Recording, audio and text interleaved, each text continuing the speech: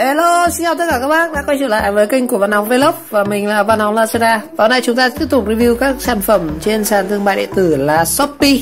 Và hãy xem cái sản phẩm ngày hôm nay là gì nhé.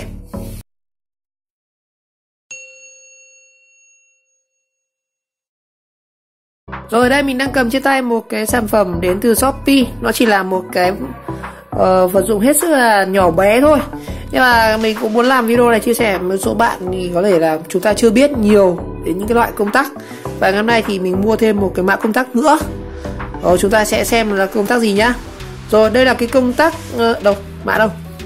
Nó là công tắc 3 chân 3 nấc. Mình mua ở trên Shopee. Hôm trước mình có một cái video về, hình như là cũng mua của shop này. Nó là về một số loại công tắc như là công tắc gì nhỉ? Công tắc nhấn này, công tắc 2 chân KCD11 này, công tắc tròn KCD07. Hôm nay chúng ta tiếp tục có một cái công tắc nữa, đó là công tắc 3 chân 3 nấc. Cái đống này thì mình mua xem nào, với giá là có 11.000 thôi. Hãy xem là cái 10 công tắc 3 nấc 3 chân 11.000 trên Shopee này như thế nào nhá.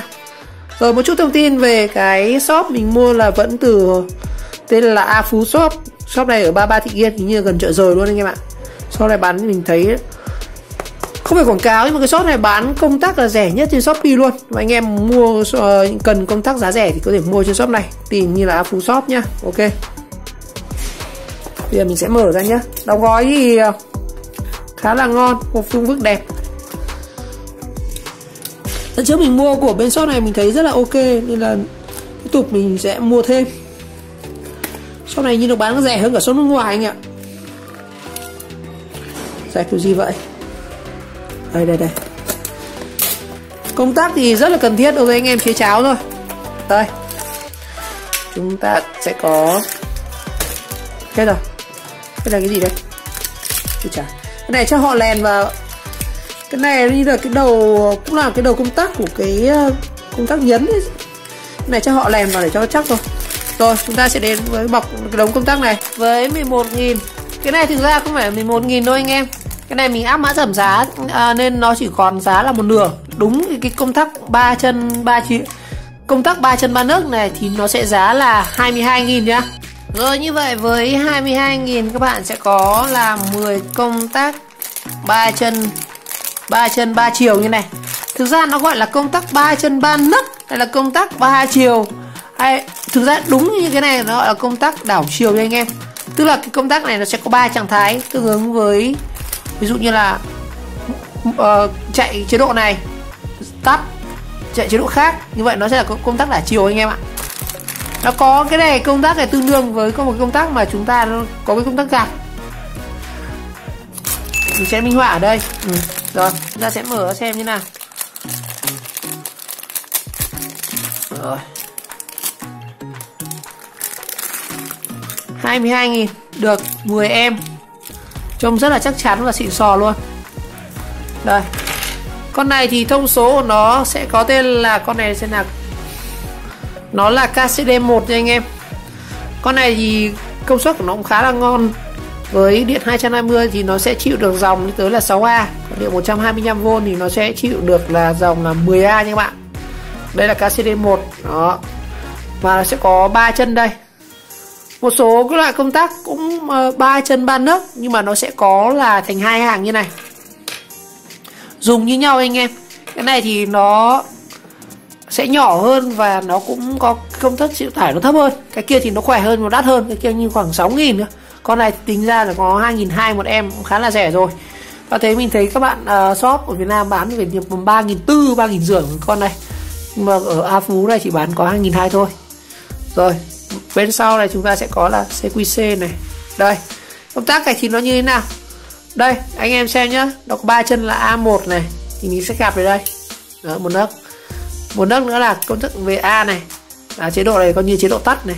Bây giờ mình muốn sang cái chế độ khác thì đây. Đây, tức là nó có 3 chân ở đây. Đây nhá, cái 3 chân này chúng ta hiểu như này này. Ấn ở đây thì coi như hai cái cực này nó sẽ chạm vào nhau.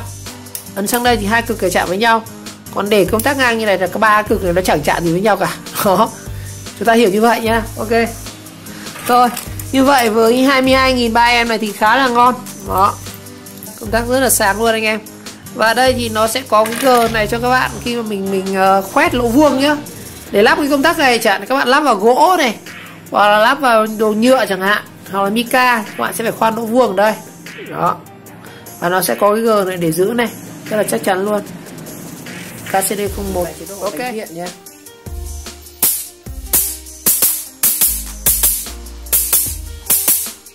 Khiếp. Đây, chế độ này thì chúng ta sẽ không chiếu gạt xuống dưới này thì mình ấn cái này nhá. Bình thường cái này chỉ chiếu đen thôi. Đó. Cái này lần trước mình cũng mua của shop này. Đây cũng từ A Phú Shop đây. Hai cái shop này là cùng một nơi này. 33 Thịnh Yên này. Bên này là 33 Thịnh Yên luôn. Đó. Cũng ở trên Shopee này. Cái đống này thì cũng là công tắc với giá là chỉ có 37.000 thôi. Lần này mua thêm có 11.000 nữa. Cái này thì mình đã làm video rồi, nhưng mà mình chỉ nói lại thôi. Đây, một số là công tắc mà chúng ta hay gặp. Như là đây là công tắc KCD07. KCD07 nha. Đó. Đó là KCD107 chứ không phải là KCD107 anh em. Đó. Đây là công tắc dạng tròn nhá. Cũng 2 chân, con này chỉ có 2 chân thôi. Đó. Đây là công tắc KCD11. Con này là KCD11 này. Đây. KCD11. Con này cũng 2 chân. Nhưng mà dòng của nó sẽ chịu tải được thấp nhất là chỉ có 3A thôi. Đó, cũng 2 chân nha.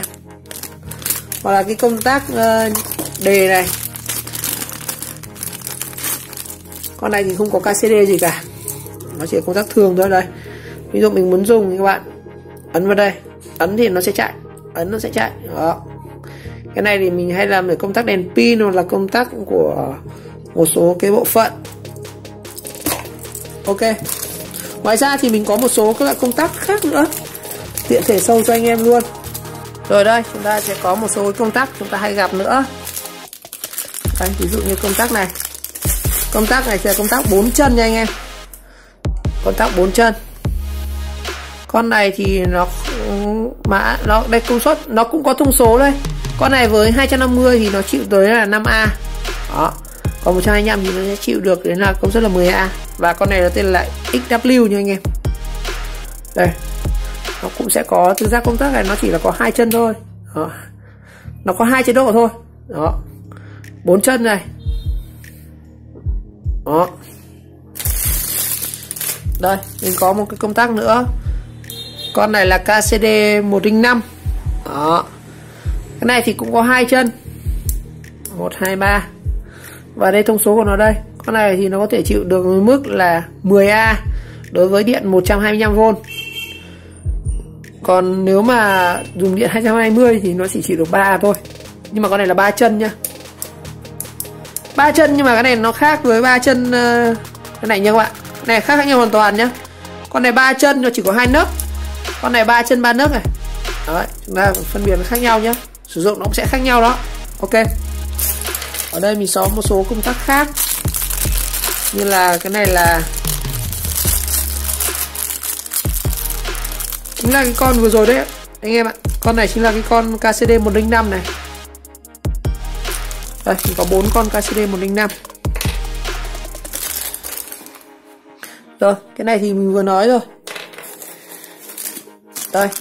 Cái này cũng là một công tắc nữa, nó là KCD1. Con này có vẻ là khá là khác so với công tắc này nhỉ? À không, cùng một loại anh em ạ, mua cùng một shop à, cùng một loại. À không, cái shop này mình mua ở bên điện tử Tu Phú. Bên này bán đắt hơn. Con này là KCD1 nha các bạn. Thì xem có khác gì với ông A Phú này không. Nhìn thì nó có vẻ là hao giống nhau đấy, nhưng mà ôi giống nhau anh em ạ, chắc là cùng một lò thôi. Rồi. Ở đây mình còn một cái nữa. Con này là đây chính cái công tắc nhấn đây anh em, nhưng mà đây là màu xanh. Mình còn một cái trước mình có chế một số cái hết rồi. Giờ còn mỗi một em này thôi. Đây, đây là màu xanh. Và cái này chúng ta tháo được ra nhá. Đó. Rồi, như vậy hết rồi. Như vậy trong video ngày nay thì mình cũng đã giới thiệu rất chi tiết về cái công tắc 3 nấc 3 chân, cách sử dụng, và chúng ta cũng đã so sánh với một số loại công tắc mà chúng ta hay gặp với anh em dân điện tử chế cháo vọc vạch làm loa đài, dùng rất là nhiều.